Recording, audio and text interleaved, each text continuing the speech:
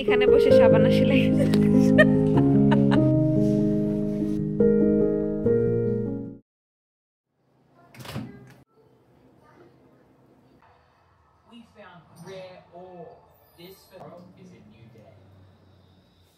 আসসালামু আলাইকুম everyone, welcome to Nishi's nest. নতুন একটা ভিডিওতে সবাইকে ওয়েলকাম করছি।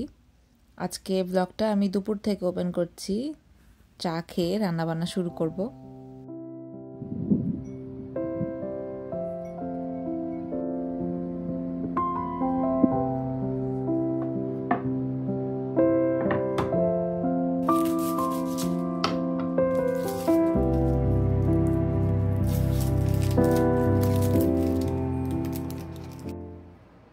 আমার রান্নাবান্নাটা ডিপেন্ড করে এলনাজের ঘুমের উপরে মোস্ট অফ দ্য টাইম। যখন দেখা যায় একটু বেশি কাটাকুটি থাকে তখন দেখা যায় যে ও ঘুমালে করি, অথবা দেখা যায় রাতের বেলা যদি একটু এগিয়ে রাখতে পারি তাহলে দেখা যায় সকালে করি। আদারওয়াইজ দুপুরে বা ওর বাবা আসার পরেই আমার বেশিরভাগ সময় দেখা যায় যে তরকারিটা রান্না করা পড়ে।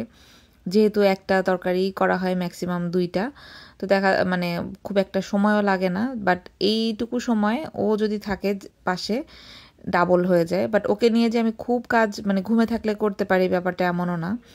জাস্ট কাটাকাটিটা এগিয়ে রাখতে পারলেই আমার কাছে আলহামদুলিল্লাহ। তো আমার এই পেঁয়াজ কাটারটা কিন্তু বেশি দিন হয়নি যে কিনেছি, ক্যাম্পিংয়ে গিয়েছিলাম তখন এটা নিয়ে যাওয়ার সময় ওর বাবা হচ্ছে এটা দিয়ে পেঁয়াজ কেটে এটা নষ্ট করে ফেলেছে, মানে ভেঙে ফেলেছে এক সাইড। বাট তারপরেও কাজ হয়, বাট একটু নড়াচড়া মানে করা নিতে হয় আর কি, এক সাইড একটু ভেঙে গেছে। তো যাই হোক, কোনো রকম কাজ চালাচ্ছি, এটা দিয়ে নতুন একটা অর্ডার করতে হবে। আর এখানে আমি আজকে বড় একটা কড়াই বের করেছি, এটাতে রান্না করতে আমার খুবই মজা লাগে, কারণ নাড়াচাড়া করা ইজি, ছড়ানো একটা পাতিল। আজকে হচ্ছে একটু চিকেন রান্না করব, একদম বাংলাদেশি স্টাইলে, মানে আলু দিয়ে আমরা যে একদম ঝোল ঝোল একটা করি। এটা হচ্ছে হার্ড চিকেন, যেটা রুস্টার এনেছিল, একটু শক্ত, এটা দেশি মুরগির মতো লাগে। তো আমি এটাকে একটু হালকা করে হলুদ মরিচ লবণ দিয়ে ভেজে নিচ্ছি। তারপর এটাকে একদম আজকে একদম ঝোল ঝোল করবো আর কি। আলুটা দিয়ে মাখালে ওই তরকারিটা আমার মজা লাগে।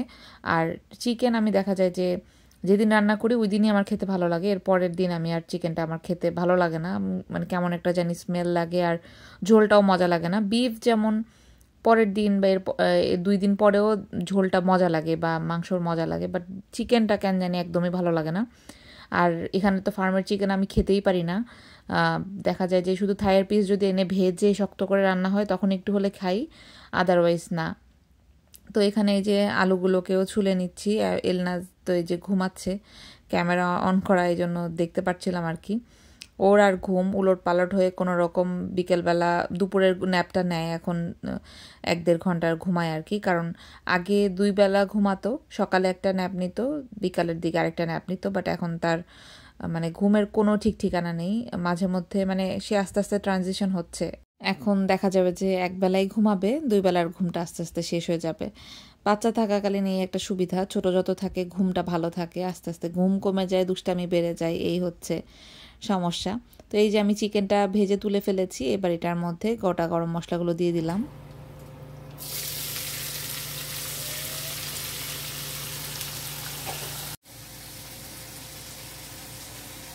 সব কিছু সেরে উঠতেও পারিনি, মানে কাটাকুটি এর মধ্যে উঠে গেছে, তাও ভালো আমি রান্নাটা শুরু করতে পেরেছি। এখন বাকিটা ওকে নিয়ে করতে হবে। তো এখানে আমি পেঁয়াজটাকে সুন্দর করে একটু ব্রাউন কালার হওয়া পর্যন্ত ভেজে নিয়েছিলাম। এরপরে আমি আদা রসুনের পেস্ট দিয়ে দিয়েছি, এখানে 1 টেবিল চামচ করে আমি আদা রসুনের পেস্ট দিয়েছি। মুরগি এখানে একটা মুরগি পুরোটাই নিয়ে রান্না করছি, তো 1 টেবিল চামচ করে দিলেই মোটামুটি হয়ে যায়। আর চোখের আন্দাজে দিয়েছি আসলে, মানে খুব যে মেপে মেপে আমি মশলা দিই এখন তা না। তো এবার আদা রসুনের পেস্টটা দিয়ে আমি এটাকে আরেকটু ভেজে নিব, যাতে আদা রসুনের যে একটা স্মেল থাকে সেটা ইয়ে হয়ে যায়, মেল্ট হয়ে যায়। আর আমি আলাদা করে এই মরিচের গুঁড়ো, হলুদ, ধনে, জিরে গুঁড়ো একটু পানি দিয়ে আমি মেখে নিয়েছিলাম। আমার কাছে মনে হচ্ছে যে মানে পানিতে হালকা করে গুলে যদি আমি রাখি তাহলে এই মানে মশলাটা না সুন্দর করে কষে আর স্মেলটা ভালো আসে, রান্নাটা মনে হয় যে মজা হয়। মানে আমার এটা একটা ধারণা, আমি দেখি অনেক চ্যানেলে বা অনেকে এভাবে করে ইউজ করতে। তারপরে আমি নিজে যখন ট্রাই করা শুরু করলাম তখন আমার কাছে মনে হচ্ছে যে না ভালোই লাগে, মানে দেওয়ার সাথে সাথেই কালারটা সুন্দর ছড়িয়ে যায়।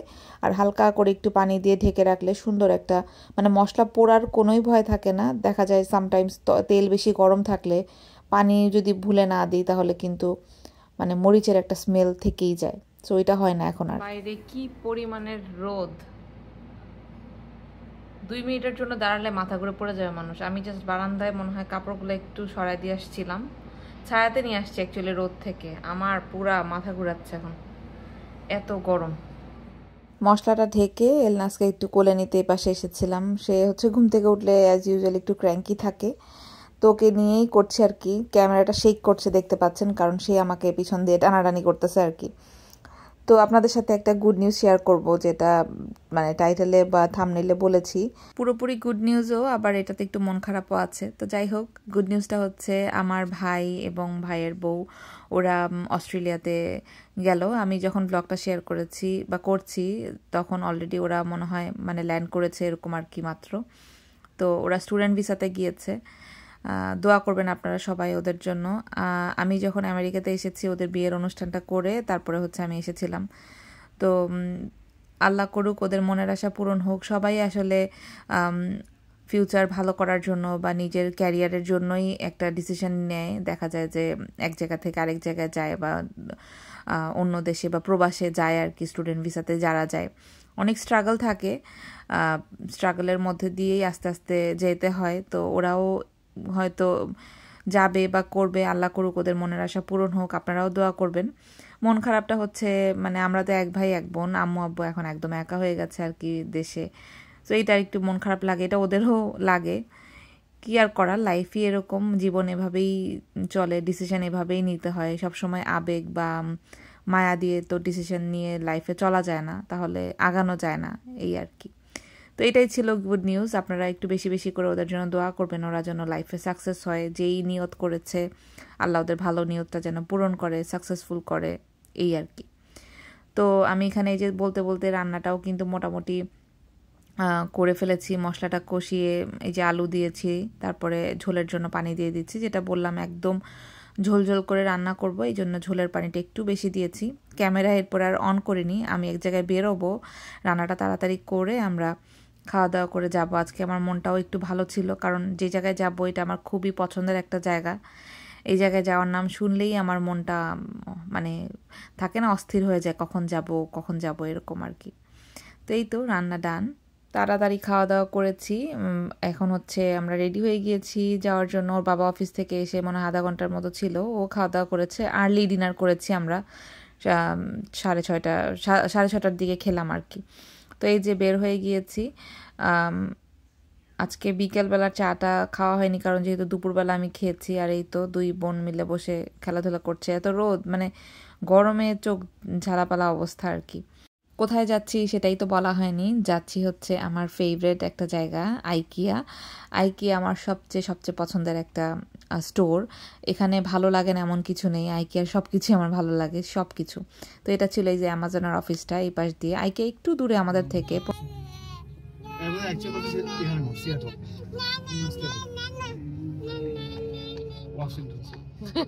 আমি হাসতেছিল কেন?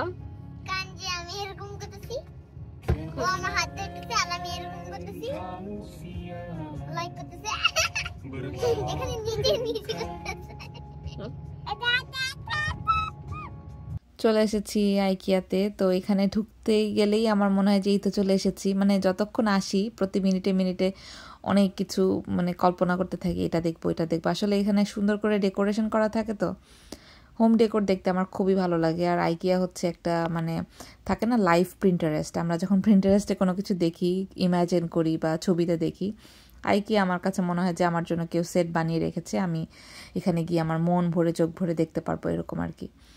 তো এই যে এই পাশে সোফার আইল।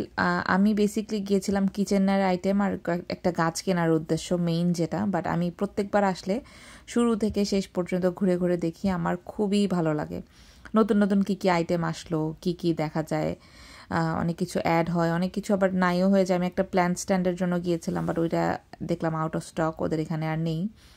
এখানকার ল্যাম্পগুলো আমার খুব ভালো লাগে, কিচেনের ফিটিংগুলো আমার খুব ভালো লাগে। মানে কি ভালো লাগে না, মনে হয় যে যদি আমি কখনো একটা বাড়ি করি আমি অবশ্যই আইকিয়া থেকে নিব। তো এখানে হচ্ছে আমার ভিডিওটা আমার মেয়ে করে দিচ্ছিল। ওদের মানে প্রত্যেকটা জিনিসই সুন্দর, বাট আমার সবচেয়ে বেশি ভালো লাগে ওদের উডের অ্যান্ড উইকারের যে জিনিসগুলো বা বেতের যেই কালেকশনগুলো থাকে, এগুলো আমার বেশি পছন্দ। তো এই যে ওর বাবার পছন্দের জিনিস ছিল এগুলো, বলতেছিল যে এটা একটা নেওয়ার প্ল্যান আছে আমার, বাট পরে আর নেয়নি, কী কারণে আমি জানি না। আর এইখানে দেখতে পাচ্ছিলাম যে এরকম ধানের মতো, আমি বললাম যে বাংলাদেশে যে ধান মরা ধানগুলো থাকে ওগুলো এখানে ডেকোরেশনের জন্য রেখে দিয়েছে, এটা বলে হাসাহাসি করছিলাম। হ্যাঁ, এখানে বসে সাবানা সেলাই এখানে বসে সাবানা সেলাই করে, বোতামও আছে। যারা সেলাইয়ের কাজ জানে তাদের জন্য এটা একটা অন্যরকম সুন্দর না, বোতাম টোতাম সবকিছু সেট।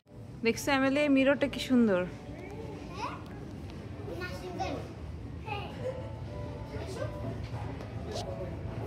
অফিসটা দেখতে খুবই সুন্দর লাগছিল, ডেকোরেশনটা। তো ওকে বললাম যে এই অফিসটা দেখো সুন্দর কিনা, তোমার এরকম ভালো লাগে কিনা। বলতেছে যে না, এগুলো লয়ারদের অফিস, ইঞ্জিনিয়ারদের অফিস এরকম থাকে না, উল্টাপাল্টা জিনিসপত্র এলোমেলো থাকবে, এটাই হচ্ছে ইঞ্জিনিয়ারদের অফিস। তো এই পাশে বাচ্চাদের খেলারে আইলে চলে এসেছিলাম। আমি কিন্তু অনেক ঘুরেছি। তারপরে যেখানে কিছু খেতেও আসলাম, আইকিয়াতে এই ফার্স্ট টাইম আমি মোটামুটি খাচ্ছি। তো ওদের মিল ট্রাই করা হলো এই প্রথমবার। কফিটা ট্রাই করার প্ল্যান ছিল, পরে এই যে এগুলো খেলাম, ম্যাক অ্যান্ড চিজ, একটা ফিশ ছিল। তো এই তো ভিডিওটা আজকে এখানেই শেষ করছি। ইনশাআল্লাহ নেক্সট ভিডিওতে দেখাবো কি কি কিনলাম। সবাই ভালো থাকবেন, দোয়া করবেন। আল্লাহ হাফেজ।